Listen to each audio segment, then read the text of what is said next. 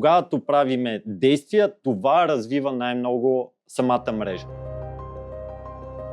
Жорди Николов отново конференция търговци. Ботев Пловдив, най-големия биткоин футболен клуб. Пламен Андонов, най-голяма подкаст и конференция. Иван Иванов, подкаст и автор на книга. Жоро Манолов с издателската дейност. Биткоин клуба, обучения, демота, приобщаване.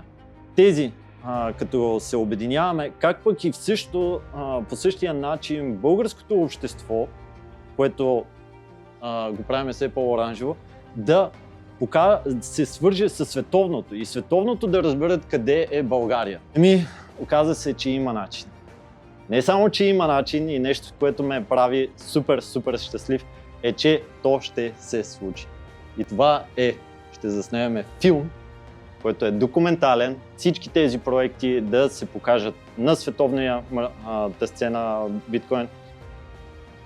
Заглавието най-вероятно на филма ще се казва "Градим на биткоин, българското приключение", в което ще включим заснемане на обществото ни, всички биткоинери максимално из България. Ще покажем биткоин икономиката, как наистина не ни е нужна фиатна инфраструктура, така че да ползваме всичко свързано с биткоин и не само тъпата цена, а начина да го ползваш, да градиме високо. Да покажем на света, ние българите, всичко в биткоин не се случва заради консуматорите, тези, които просто купуват и чакат, a.k.a. ходлери. А всичко се случва заради хората, които купуват и градят.